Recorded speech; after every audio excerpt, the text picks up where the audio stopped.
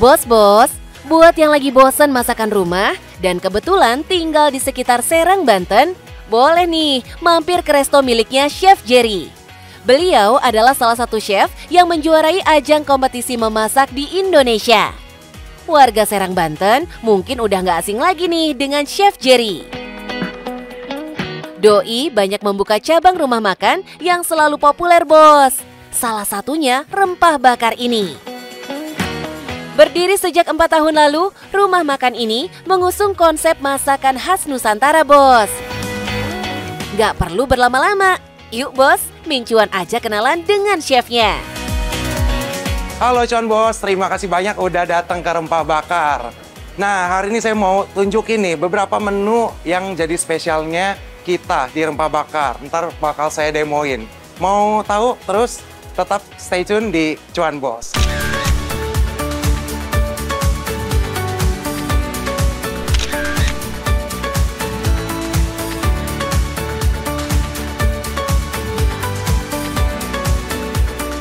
Jadi juara di ajang kompetisi memasak merupakan modal berharga bagi Chef Jerry dalam mengembangkan bisnisnya. Sehingga menghasilkan cita rasa yang otentik dan tentunya Indonesia banget deh. Jujur kalau ditanya kepengen bisnis atau enggak, sama sekali nggak ada kepikiran tuh Mas. Justru dulunya saya kerjanya tuh di kitchen profesional. Sempat kerja di hotel di salah satu Bali. Cuman saat itu saya pulang ke kota Serang, sempat juga COVID kan, bingung mau nyari kerja di mana lagi, akhirnya iseng-iseng lah. Coba ikut kompetisi, ternyata jalan di situ, memang jalannya. Terus mikir, wah kurang challenging nih kalau cuman kayak gitu doang kan. Akhirnya ada kesempatan, kenapa nggak coba buka restoran gitu. Oh begitu chef. Terus kenapa sih pilih masakan Indonesia sebagai menu andalan di restonya? Jadi mungkin basicnya lidah saya ini memang lidah Indonesia banget gitu. Lidah saya kuatnya di rempah-rempah Indonesia, palate saya lebih ke Nusantara. Jadi kenapa nggak pilih memang menu atau masakan yang udah saya yakinkan aja. Sama yang kedua, karena memang saya passionnya di salah satunya di masakan Nusantara, saya pikir masakan Nusantara juga adalah salah satu masakan yang bisa dibilang cukup steady lah. Bos, punya mental kuat merupakan salah satu hal yang penting dalam membuka bisnis restoran. Kita harus yakin dulu nih dengan apa yang disajikan, termasuk juga mengerti kebutuhan pasarnya seperti apa. Karena elemen restoran tuh banyak sebenarnya. Saya pribadi belajarnya itu otodidak lah gitu. Yang penting pertama modal nekat dulu, mentalnya jalan dulu lah. Ini restoran udah jalan, makanannya yang penting yakin enak. Produknya sih ya pertama ya, restoran itu mau gimana pun kita jualan, produknya harus nomor 1, enak. Karena kalau enak ya harusnya customer bisa datang dan datang lagi. Nah kan bos, mental is number one. Meskipun punya gelar juara memasak, menurut Chef Jerry yang namanya bisnis tetaplah harus punya keyakinan kalau bisnisnya itu pasti berhasil, bos. Kalau nggak gitu, nggak lama mungkin bisa gulung tikar. Jangan sampai deh. Pede atau enggak, jujur pas mau buka restoran masih ada keraguan juga lah, meskipun punya title winner gitu. Justru karena saya punya title winner, ekspektasi customer ke saya itu terlalu berat gitu. Ini makanan winner harusnya enak gitu. Ya ada hal-hal kecil gitu yang bikin agak ragu. Cuman ya balik lagi lah, namanya rasa, lidah orang masing-masing ya kan, beda-beda. Cuman saya yakinin aja nih, bikin makanan ya yang saya rasa enak, yang saya rasa oke. Siapa tahu customer suka, ya udah mungkin dia bakal dateng lah. Walau mengusung konsep Nusantara, desain bangunan resto Rempah Bakar ini menggunakan perpaduan nuansa Timur Tengah dengan sentuhan Indonesia, bos. Suasana yang disajikan pun kaya akan ornamen cantik, berikut bangku yang nyaman agar pengunjung betah untuk duduk berlama-lama. Sajian menu yang dihidangkan pastinya menggoyang lidah dan bikin perut kenyang, bos. By the way, chef, menu spesial yang disajikan di sini ada apa aja sih? Sekarang kita udah mulai ekspansi menu. cobek-cobekannya mungkin sekarang ada 5-6 macam. Ada yang basicnya memang base kecap gitu, ada yang sambel-sambelan, terus juga sekarang ada sate-sate. Satenya beda, ukurannya lumayan besar gitu. Saya terinspirasi dari menu Timur Tengah, terus juga menu liwetan. Pokoknya bos, semua menu di sini ada gabungan unsur Nusantaranya yang kaya akan rempah serta bumbu pilihan. Nah, ini salah satu menu legendnya kita nih. Ini menu udah ada dari awal kita opening, namanya sapi cobek RB. Jadi kita memang ya spesialitinya itu dicobek-cobekan. Kita masak pakai rempah-rempah Indonesia, kecap-kecapan, terus ada tomat. Sama dagingnya ini spesial banget karena kita rebusnya lama banget. Jadi super soft, super empuk nih. Terus juga ini ada varian sambal buat temen-temen para cuan bos yang suka makan pedas. Kita juga ada varian mercon. Selain menu daging sapi, di sini juga ada menu lainnya bos, seperti ayam cabai mercon, nasi liwet cumi asin, dan sate ayam jumbo. Untuk minumannya, di sini ada es kelapa jeli nipis, sop durian, dan es campur spesial rempah bakar. Soal harga, mulai dari 20 ribuan aja kok. Oh iya bos, rempah bakar bistro memiliki kekhasan pada bumbunya yang medok. Perpaduan gurih, asam, dan pedas semua ngumpul sempurna. Makanya kalau soal rasa pastinya nggak kaleng-kaleng deh. Karena memang basicnya kita masakan Nusantara yang menggunakan puluhan rempah-rempah Indonesia. Jadinya kayaknya namanya kalau ada rempah ini ikonik banget nih.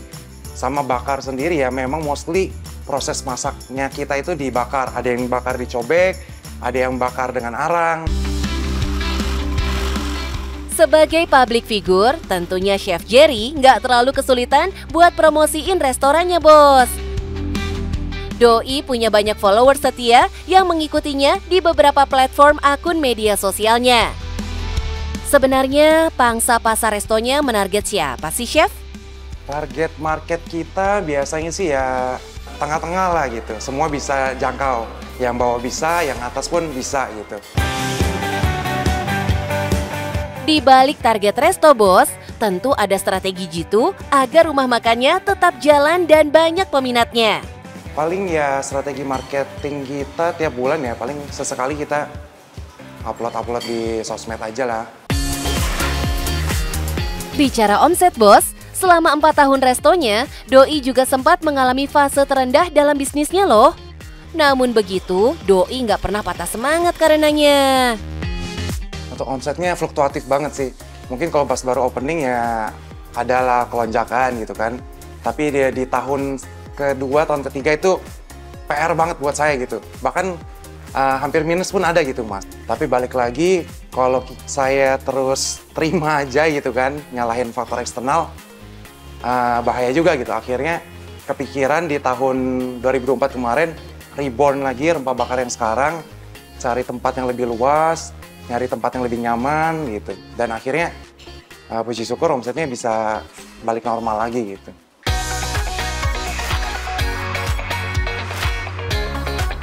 Kedepan, Doi pengen bisnis restonya ini semakin berkembang. Tentunya dengan membuka cabang di kota lain agar bisnisnya semakin cuan. Bos, selain menguatkan mental dan rajin berinovasi, kita juga harus punya perencanaan yang baik loh. Chef Jerry, boleh dong bagi tipsnya ke bos-bos di rumah agar usahanya terus cuan dan berkembang. Yang pertama nih, mungkin bisa tentuin target marketnya dulu yang jelas. Bos-bos bisa cari tahu dulu atau nentuin target marketnya mau siapa. Nah, kalau kita udah dapet nih target marketnya siapa, baru kita cari nih produk yang sesuai dengan target market kita apa. Kita bikin produk yang bagus, yang sesuai dan bisa memenuhi ekspektasi dari si target market kita. Dan kemudian kalau bisnisnya sudah jalan, pastinya jangan selalu puas. Harus terus improvisasi biar bisnis para bos bisa makin berkembang terus. Apapun itu, yang penting cuan bos.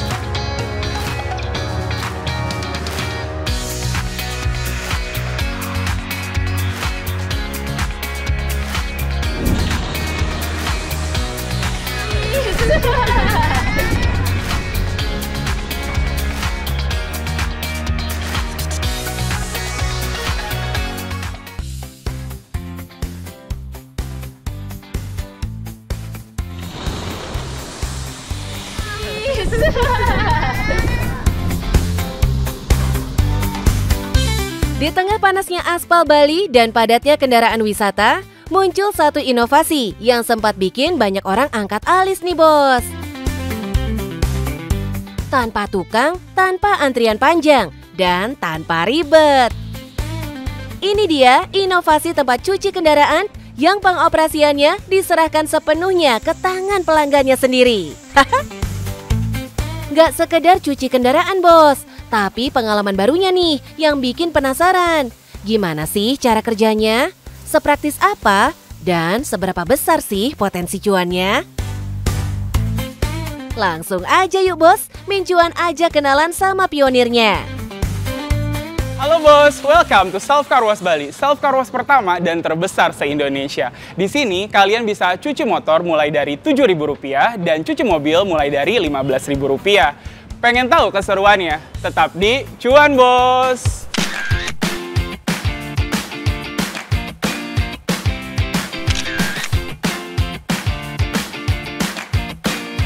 Bener banget bos, nggak sampai 10.000, bos-bos udah bisa langsung cuci kendaraannya sendiri di sini dengan alat-alat canggih loh.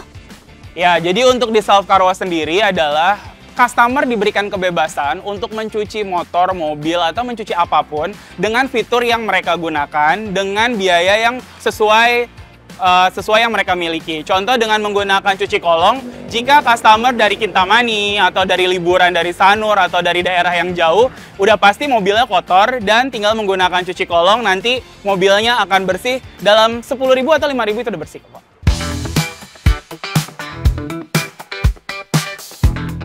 Yap, pelanggan yang datang bisa langsung memasukkan kendaraannya di area pencucian ini dan langsung menuju ke box yang tersedia untuk memulai pencucian. Caranya dengan memasukkan lembaran uang tunai yang dapat diterima mulai dari nominal Rp2.000. Ya, ini mirip-mirip vending machine gitulah bos.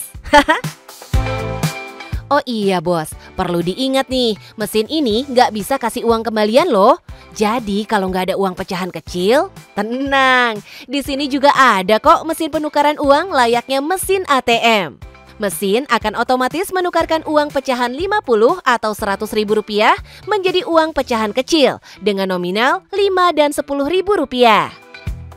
Jadi salah satu keunggulan di kita adalah kita menggunakan teknologi yang sangat canggih, yaitu mesin penukar uang yang ada di Self Car Wash Bali. Jadi customer tidak perlu bertemu dengan staff atau customer bisa menukar uangnya sendiri mulai dari Rp50.000, nanti uang yang keluarnya itu Rp10.000 dan Rp5.000 Kak. Nah kalau misalnya untuk sistemnya di sini, kita itu pertama menggunakan 3 jenis pembayaran. Pertama menggunakan uang cash atau kita juga punya yang namanya loyalty card. Nah, untuk loyalty card-nya bentuknya seperti ini.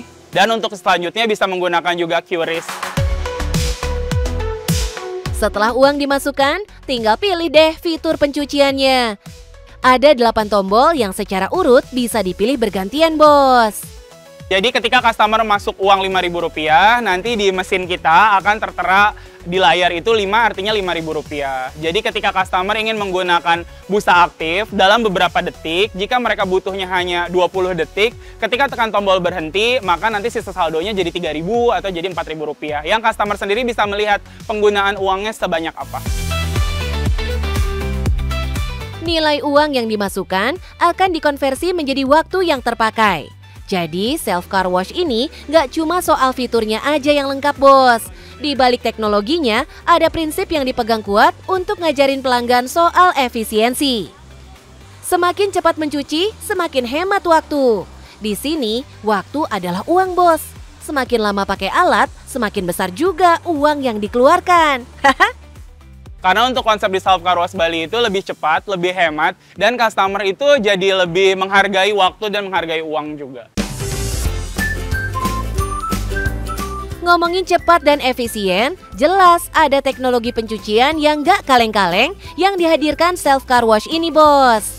Walaupun mencuci motor atau mencuci mobil mulai dari 7.000 sampai 15.000 rupiah, tapi kita menggunakan teknologi yang sangat canggih. Kita teknologinya itu ada dari Jerman, dari Italia, dari Rusia, dan dari Jepang, Pak. Jadi walaupun harganya sangat ekonomis, tapi kalau misalnya untuk kualitas mesin itu kita yang terbaik nomor 1. Wih, emang top markotop ya bos. Semua fitur dihadirkan dengan sistem otomatis yang dirancang untuk satu tujuan. Bikin proses cuci makin mudah, tapi hasilnya tetap maksimal nih.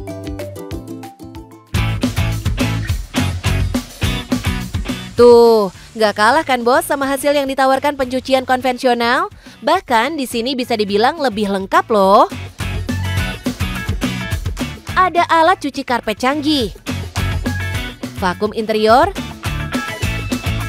cuci mesin,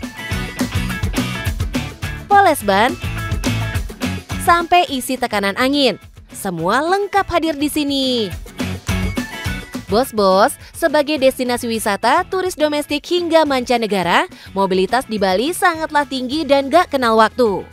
Di balik hiruk-pikuknya, muncul satu masalah sekaligus jawaban dengan ide kreatif dan inovatif sebagai solusinya. Untuk latar belakangnya sendiri, karena di Bali itu banyak banget yang namanya tour and travel, supir taksi, yang di sini itu sering banget mengeluh kalau misalnya untuk mencari car wash itu sulit, Pak. Jadi kita di sini membuat sistem yang mereka bisa cuci motor, cuci mobil, cuci apapun di sini sendiri. Car wash ini gak memerlukan banyak karyawan untuk pengoperasiannya. Tahu nggak berapa jumlah karyawan yang dibutuhkan untuk satu shiftnya? 2, 5. Beuh, salah bos, cukup seorang aja. Nah, kebetulan salah satu kelebihan dari Self Car Wash Bali itu adalah kita efisien banget dengan menggunakan satu karyawan saja dalam satu shift. Jadi kita ada 8 jam dan satu karyawan saja cukup. Tujuan dari karyawan itu adalah sebagai operator ya Pak ya. Jadi memberi tahu dan memberikan informasi serta edukasi kepada customer. Nggak boleh membantu untuk mencuci mobil atau motor customer.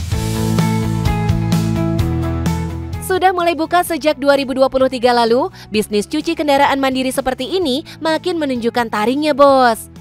Lihat aja tuh kendaraan silih berganti nggak ada henti, keluar masuk. Semua pengen tampil kinclong tanpa harus antri dan tanpa nunggu tukang cuci. Setiap cabang kita beda-beda ya, dan tergantung musim juga. Contoh kalau musim panas, 24 jam itu memang ramai ya Kak ya. Tapi kalau misalnya untuk banyaknya kendaraan dalam satu hari, kurang lebih 500 sampai 600 kendaraan. Wih, dalam sehari bisa cuci hingga ratusan kendaraan bos. Mulai dari motor hingga mobil roda 4 atau lebih. Nggak heran, karena tempatnya buka 24 jam non-stop. Pelanggan jadi bebas datang kapan saja. Walau begitu bos, tetap aja nih ada tantangannya. Kira-kira apa sih Pak Willy? Musuh kita cuma satu, musuh kita musim hujan Pak. Iya, pasti kalau musim hujannya satu hari kita nggak ada customer. Yang jelas, usaha ini hadir bukan cuma untuk bersaing, tapi jadi solusi baru. Mengedepankan efisiensi, teknologi, dan kemandirian pelanggan. Jelas anti ribet, nggak buang waktu, dan yang pasti tetap menguntungkan bos. Kalau misalnya di bisnis itu, yang paling penting adalah kita menjadi yang berbeda. Berbeda itu kita nggak perlu takut karena berbeda itu bisa jadi lebih keren, bos. Dan yang paling penting adalah cuan, bos.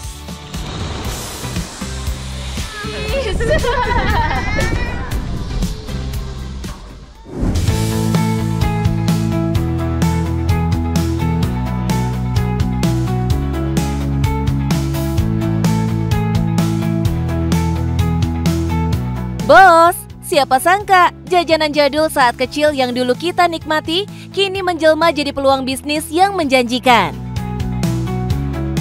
Kenalin nih, Judal Jadul. Hadir meriah di gelaran Jakarta Fair Kemayoran yang selalu dipadati pengunjung dari berbagai penjuru. Bukan cuma jual nostalgia, di sini semua dikemas rapi dengan konsep yang kekinian. Mulai dari es tempo dulu, permen legendaris, sampai ke mainan lawas, semua diburu pengunjung yang datang rame-rame buat belanja dan seru-seruan. Langsung aja deh, mincuan aja ketemu sama yang punya lapak. Halo bos, selamat datang di Judal Jadul, tempat di mana kita bisa bernostalgia bersama makanan, minuman, dan sebagainya. Penasaran? Tetap di Cuan Bos.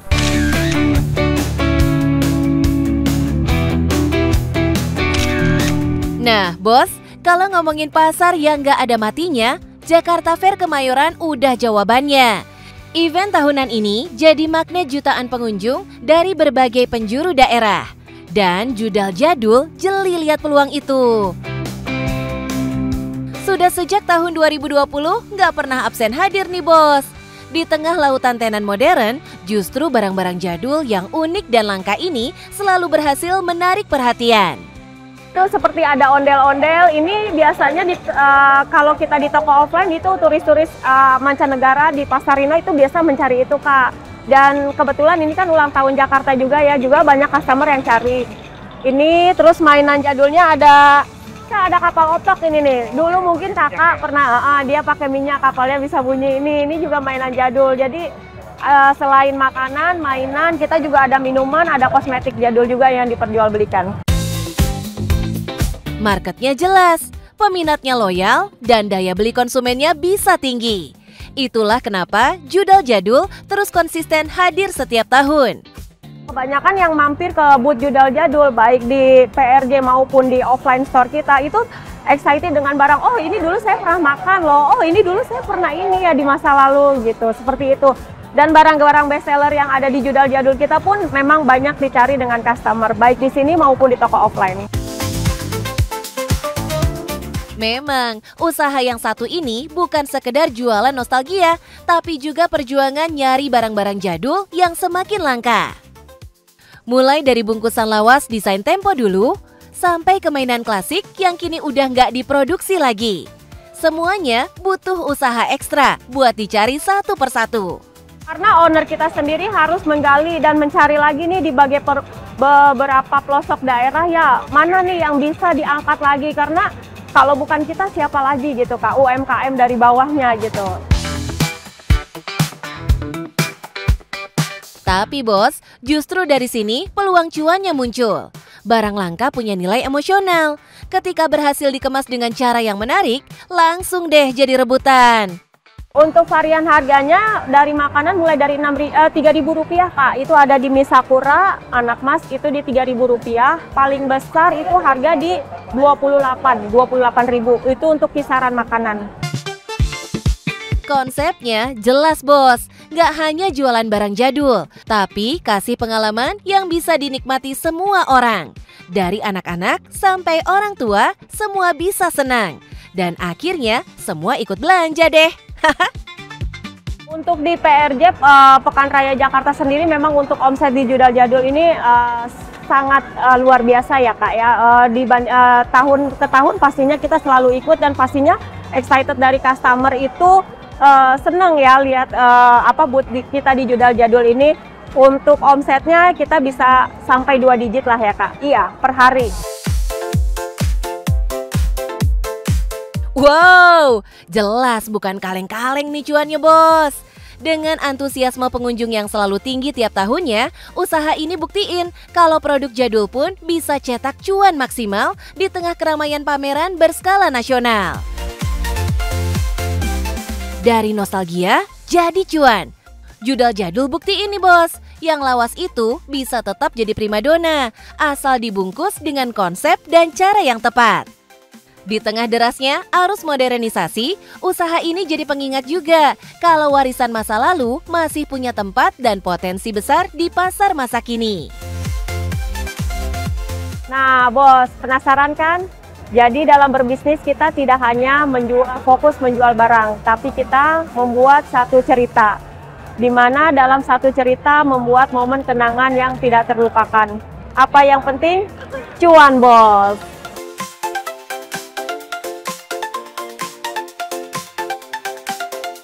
Karena ini event cuma 1 bulan, pastinya semua orang berbondong-bondong untuk pergi ke Jakarta Fair ini. Dibanding outlet, yang pasti di Jakarta Fair omsetnya itu kurang lebih bisa 10 kali lipat. Jadi dari persiapan barang saya pun, stok barang yang saya siapkan itu per hari berkuintal-kuintal sih.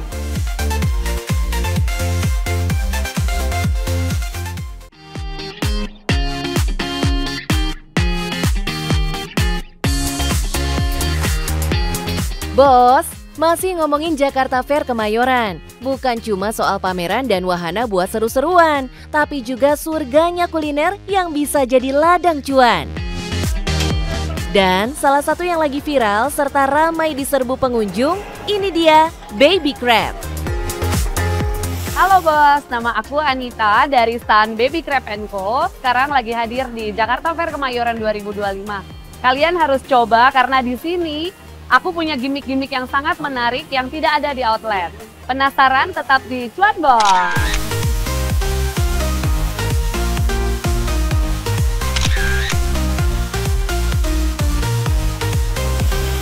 Wih, Mincuan langsung disambut sama kobaran api yang membumbung tinggi. Pantes aja orang-orang yang lalu lalang sampai melirik dan tambah penasaran tuh. Yap, jangan salah, di tengah ribuan booth kuliner di Jakarta Fair, tampil beda itu kunci. Makanya, Baby Crab Co hadir dengan konsep food stall yang gak cuma jual rasa, tapi juga visual yang menggoda. Lihat aja tuh bos, jajaran menu yang disajikan. Dari kepiting ukuran kecil yang digoreng, dakochi alias sate ayam khas Korea, sampai cumi bakar yang menggoda selera. Di sini kita ada menu spesial takoyaki isi baby octopus dan baby crab. Nah itu di outlet nggak ada. Sama satu lagi buat yang nggak suka seafood, aku juga siapin menu dakochi sate ayam. Desain stand yang atraktif ini jadi strategi jitu. Makin rame yang penasaran, makin deres aliran cuan.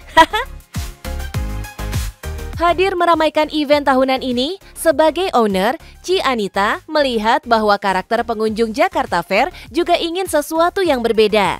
Makanya, di sini ada hal-hal menarik yang ditawarkan loh. Salah satunya juga ngambil baby crab sepuasnya. Nah itu cuma ada di sini. Dan itu memang dari sisi kemasan itu jauh lebih bagus gitu. Betul, bawahnya ada minumnya.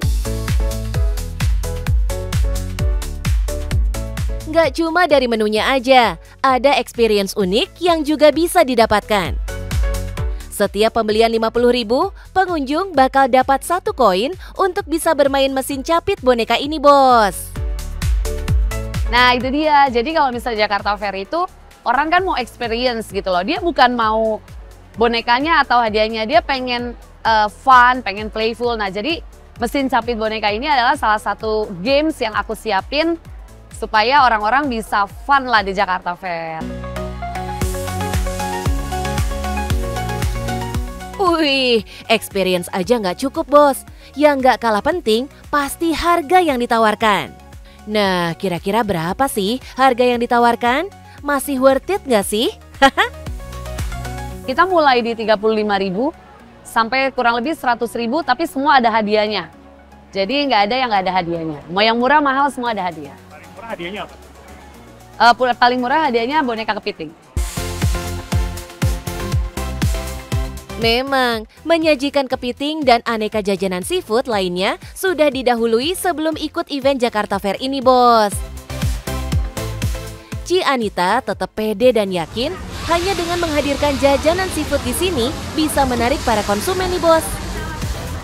Pada saat Corona itu produk ini baru lahir di Pantai Indah Kapuk saat itu ya. Nah ternyata animo publik tinggi nih, banyak banget yang suka gitu.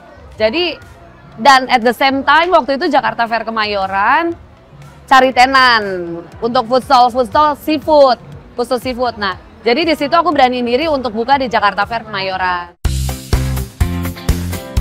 Bos, setiap tahun Jakarta Fair selalu jadi magnet hiburan dan belanja buat ratusan ribu pengunjung. Dari siang sampai malam, animo masyarakat nggak pernah surut. Sampai bikin kaki pegel, tapi jajan gak pernah bosen.